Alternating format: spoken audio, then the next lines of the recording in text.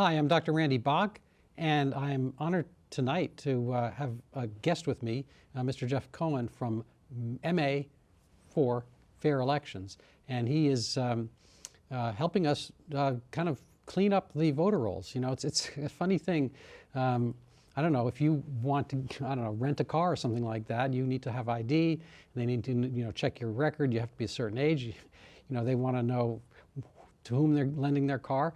We have something, quite, I would say as valuable or more so to drive our nation correctly or not. And we have, universal suffrage for citizens, not felonious and so forth. But if you're law-abiding, whatever, you have the right to vote. But your vote counts only a certain amount if it's not as long as it's not diluted by factitious, fictitious, fake, fraudulent, funny votes.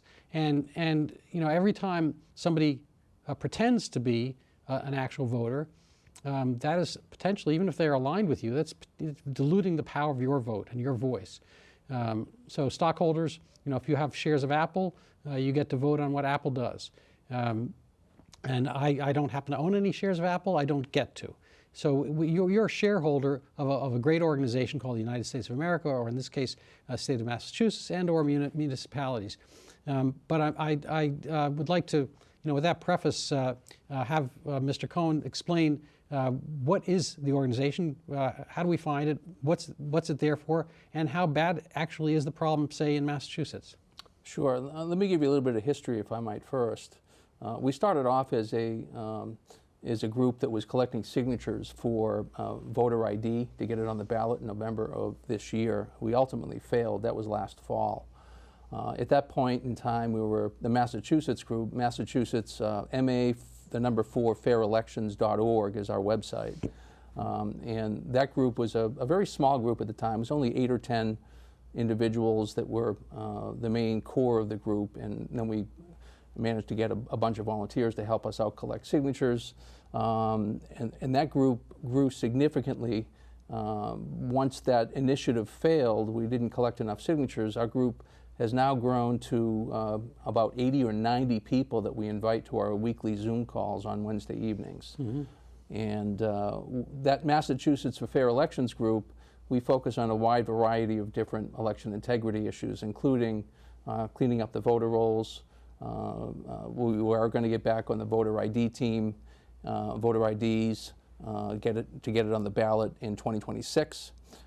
We also focus on non-citizens, making sure that only qualified citizen voters get on the voter rolls, and a variety of other subjects. And what we did is we, in this past spring, we collected the public records from 351 cities and towns across the state, every single city and town across the state. And we had to do that because Secretary Galvin is not willing to provide the statewide voter rolls as is required by federal law. The National Voter Registration Act of 1993 requires that each state distribute the statewide voter rolls to the public. And unfortunately, we don't have access to that. I'll get into that a little bit later. But we did collect the public records from close to 330 cities and towns across the state, and we analyzed that data that we collected. We collected the voter registration records of 4.9 million Massachusetts voters, and also 2.3 million voters who voted in the November 8th, 2022 election. That's the election that we last analyzed, although we are analyzing the current election as well. And what we found are some staggering numbers. And the analysis was actually done by the other sister, not a sister group, but a different group called United Sovereign Americans. And that is a national group. The other group, the Massachusetts for Fair Elections group, is a state group, it's a statewide group. The national group has probably around 10,000 volunteers across the country. And so we took the data that we collected with the Massachusetts for Fair Elections group, and we turned it over to United Sovereign Americans. I'm the co-director of each of those groups, and we analyzed the voter rolls that were time-stamped this past spring. And what we found was some shocking numbers. Everybody wants the voter rolls to be correct, because you want to make sure that only qualified citizen voters are allowed to vote in a federal election, which is the law. But what we found was that there were almost 800,000 illegal or uncertain voter registrations from this past spring that from the data that we analyzed. We also found that of those 800,000 people, almost 300,000 of those people voted in the November 8th, 2022 election.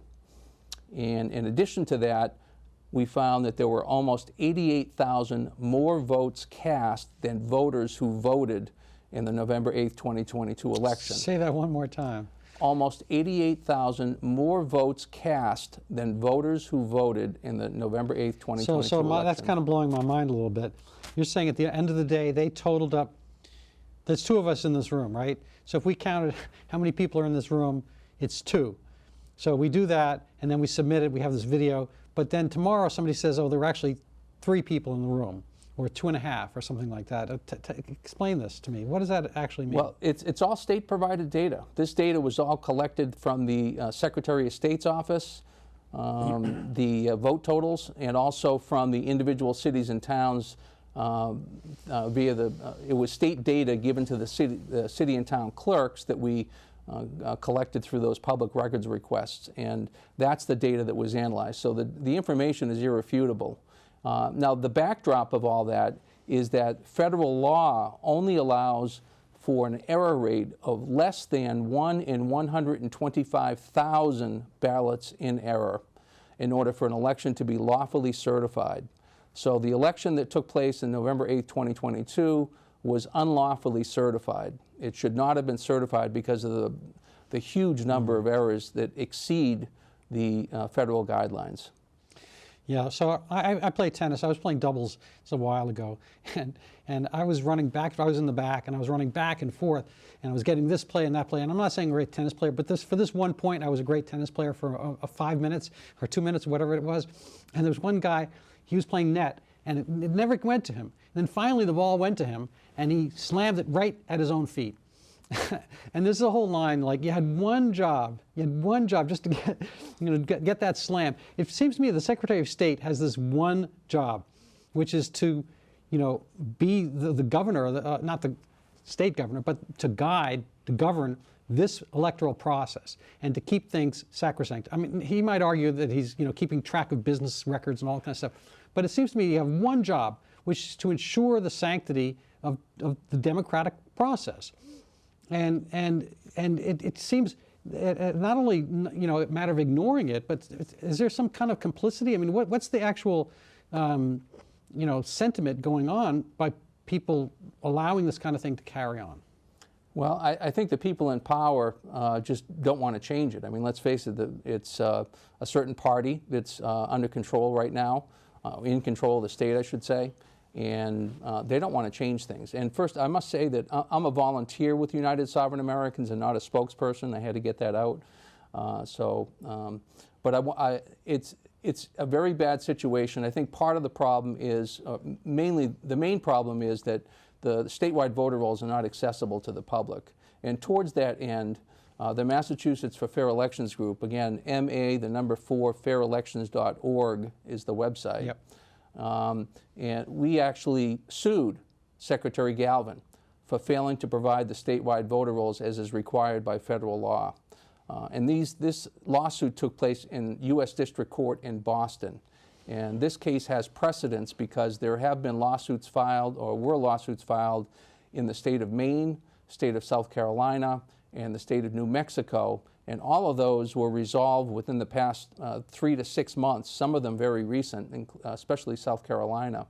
And in each of those cases, the states lost that lawsuit and were required to supply the statewide voter rolls to the public. So we hope that that will be the case in our situation, especially since our case was filed in U.S. District Court in Boston, which is the same court that made the ruling in Maine. Well, you got to be careful. I mean, I'd like to be optimistic about it, but my understanding is that, the judges in the U.S. District Court, they live here.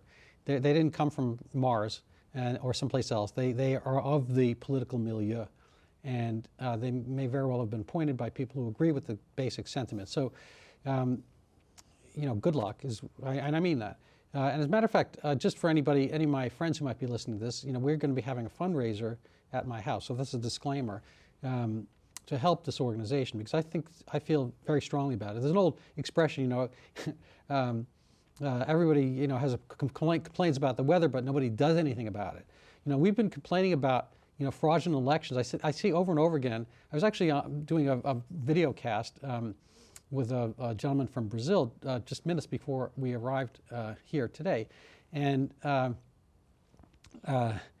fact of the matter is that they don't quite have the political process we have here. This is a valuable thing, and if you can't save it and preserve it, you're going to get aspects of tyranny. So I think it's crucial that people kind of follow along with this, left and right. It's a funny thing. I may or may not believe this, but I have some friends. That's the difficult part to believe. But amongst my friends, I went to a big number high school reunion not too long ago, and the guys I saw there, great guys. It was an all boys school. They're all guys, but mostly on the left, because I grew up in New York City. So New York City.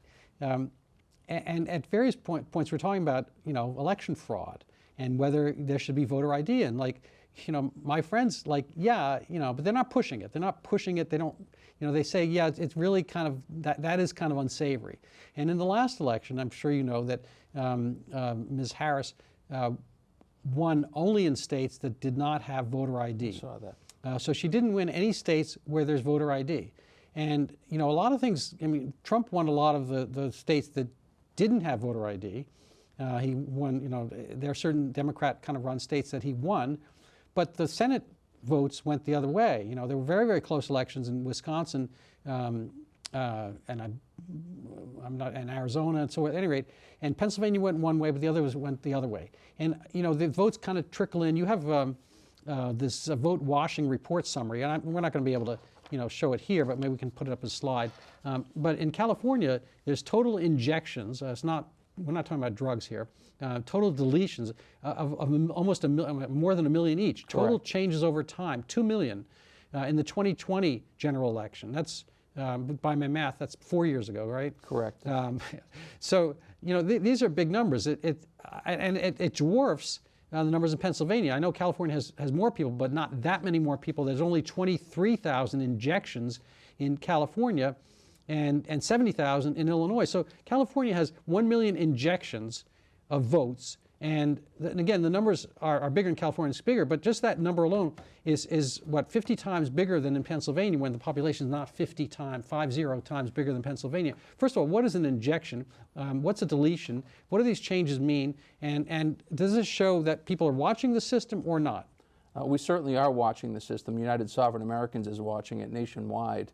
And what that is in votes that are being injected into the system and then removed. The information regarding that particular vote was deleted because we have we can look at it over time, or we looked at it over time, and that's how we found out those numbers. And I have to say that United Sovereign Americans, the national group, has some real teeth. In fact, they've filed 9 federal lawsuits. I'm going to kind of get into that, if I might, for a little bit. Yeah. What's happening with United Sovereign Americans? There's also a group in Massachusetts, United Sovereign Americans of Massachusetts. Their website is unite4freedom.com. That's unite4freedom.com. And what we did is, because of the analysis that we did that I mentioned at the very beginning of your show regarding those 800,000 illegal or uncertain voter registrants, we filed a complaint with Secretary Galvin's office. In that complaint, we gave all of the data to him on a flash drive. Every single voter that was included in that 800,000 number was included on that flash drive, so the information that we gave him was irrefutable. And since he did not respond to that complaint, we went ahead and filed a suspicious activity report with the FBI, with the Department of Justice, and the Department of Homeland Security. None of them replied to our complaint. And so in 9 states, including Pennsylvania, national lawsuits were filed against the chief election officials in each state, the attorney generals. In addition to that, there were named in the lawsuit was the Department of Justice, and also Merrick Garland was named as a respondent in those 9 federal lawsuits.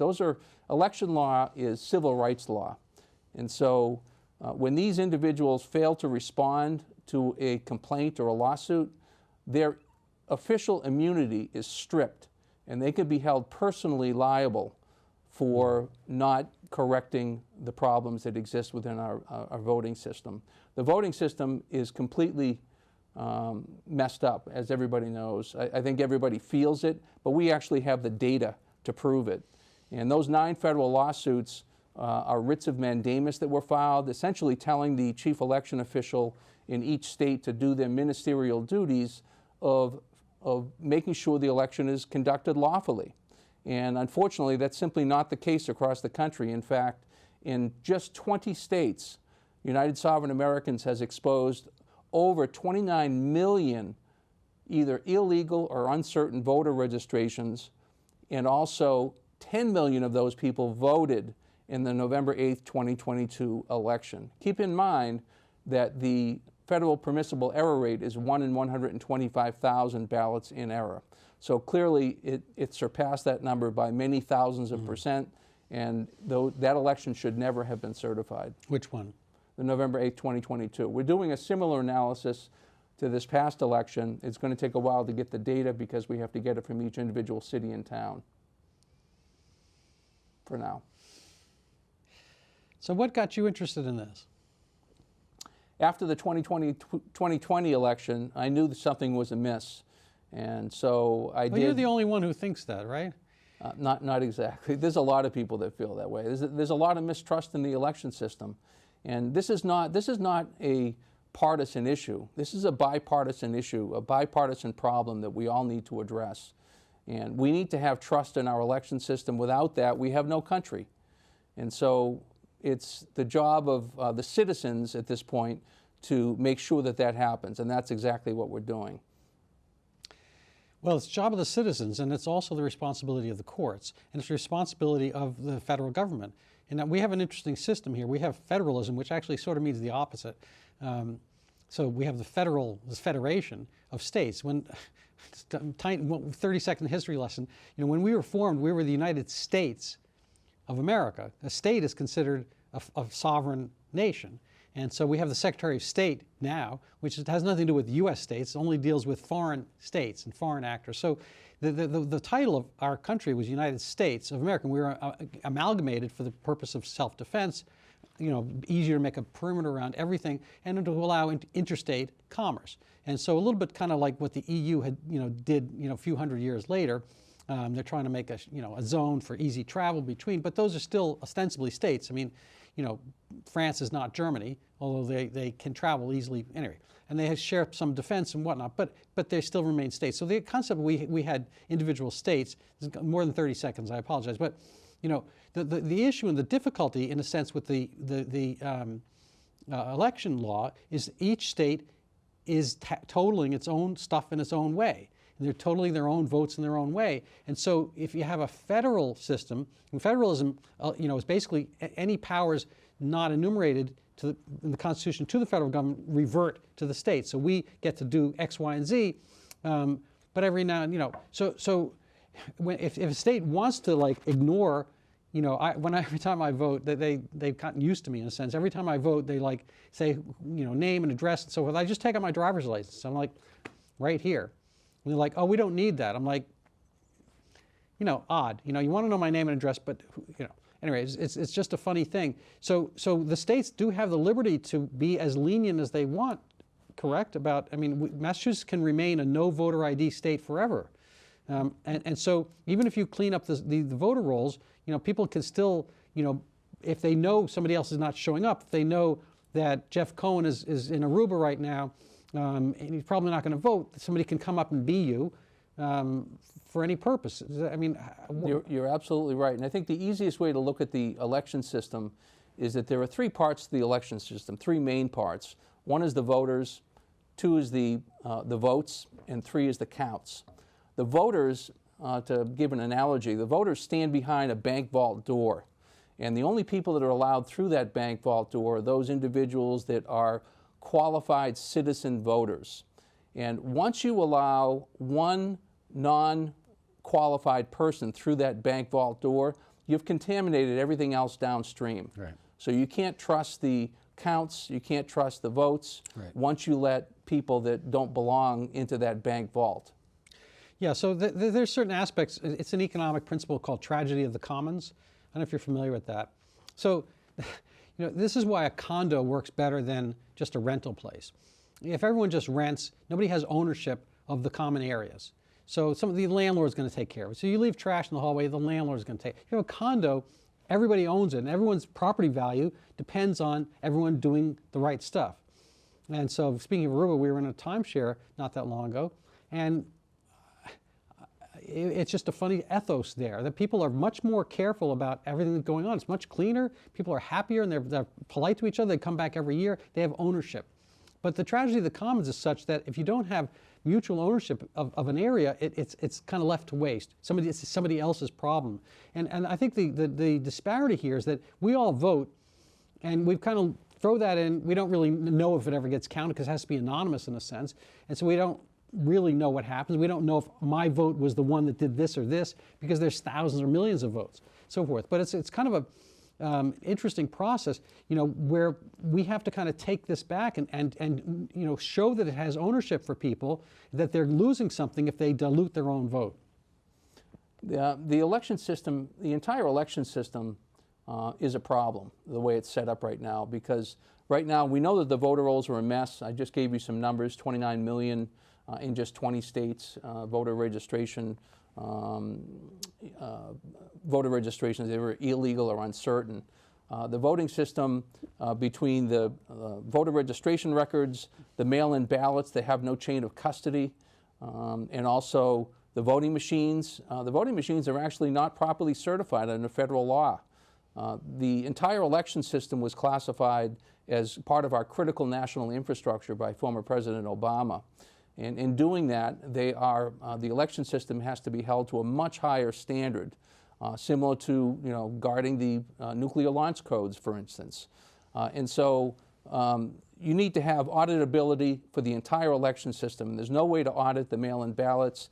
The electronic voting machines have foreign parts that have not been approved.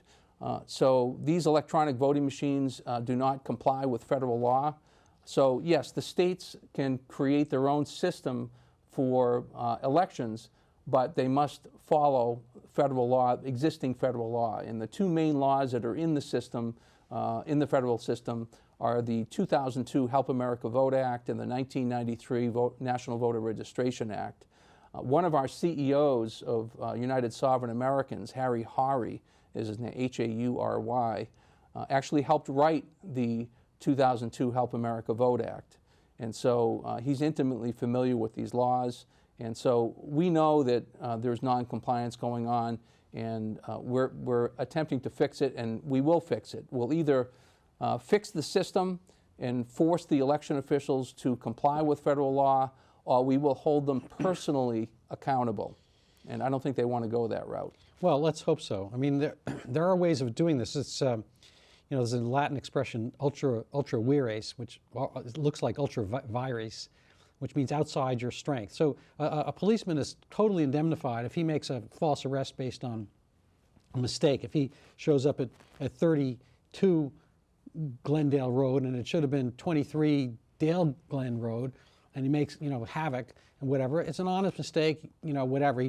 But if he goes out of his way, Tony Soprano told him to go to that place and so forth. He's no longer protected. So if it's done at complete, geez, gosh, I don't know, kind of like a befuddlement, kind of a knucklehead moment, to quote Tim Waltz, then they're actually protected. There's no way that they have sovereign immunity for that. But if they're doing it for a rationale, and that is some kind of conspiracy aspect to it, then they are no longer covered.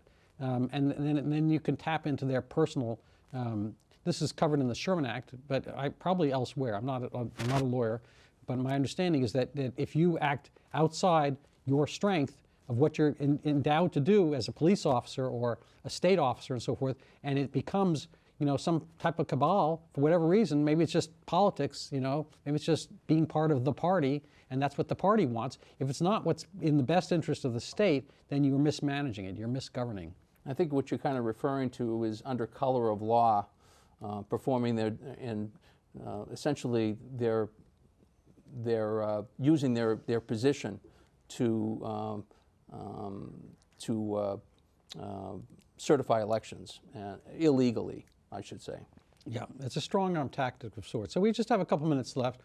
What are the things you've learned on this journey? And again, people can find you at MA4 elections, fairelections.org. And we had it up on the screen. There it is, right? There's one, I don't know yep. if I can point correctly. It's over there someplace. Anyway, it's hard to do. I don't see it here. And people also can find us at Newton Taxpayers Association on Facebook, and they can contact us and you know, but easier for this purpose to contact you or the organization there. And obviously you need some money to do this. Why? Why do you need money? Well, we want to hold these election officials accountable to doing their job and to make sure that we have fair and honest elections. In order to do that, it takes funds. We have an attorney, a great attorney, who's been helping us out, but lawyers like to get paid. And so that's on the local level. The other group, United Sovereign Americans, they're going to be filing litigation well into 2025. So they also need funding, and you can find them at, again, unite4freedom.com. And any donations would be appreciated, because this litigation, again, these lawyers are going to be very expensive. In fact, one of our attorneys, the lead attorney for United Sovereign Americans, is a gentleman, an attorney by the name of Bruce Castor Jr. His name might ring a bell with some folks out there. He's former President Trump's and future President Trump's former impeachment attorney that got him exonerated in his second trial. And so he's a well-known attorney, and he's the lead attorney for United Sovereign Americans. Yeah. So I think this issue actually cuts across politics. It shouldn't. You know, it's like if somebody excuse my vulgarity, but if somebody pees in the pool, nobody benefits. Somebody, you know, does something worse in the pool, nobody benefits. This is another tragedy of the commons. You know, we all have to care about the condition of the pool if we're all going to swim in it. And so, you know, thank you for cleaning this pool. It's you know, not that different. This is a pool of voters. And if we just allow everybody else to come in and do it, I mean, you know, it can be done from abroad theoretically. People can waltz in and be, you know, kind of surrogates of somebody else. This kind of is your first step to, you know, quote unquote banana republic. And I love bananas, mind you. But, you know, they had an election in Venezuela not that long ago, and the vote came in, and everyone thought the rebel, you know, the anti-Maduro, anti-Chavez party won, and by all accounts, externally they did. But guess what? They didn't, because the guys in charge co-opted the process. So you can't have the governing party co-opt the process, even if you are a Democrat. And in order to be a Democrat, you have to have some respect for democracy, in my view. So, you know, Republicans, you know, we value the republic, but we also want the democracy, and they should also have it vice versa. So thank you so much. Find Jeff Cohen at MA4fairelections.org and us at Newton Taxpayers Association. Thank you. Thanks, Randy. Appreciate it.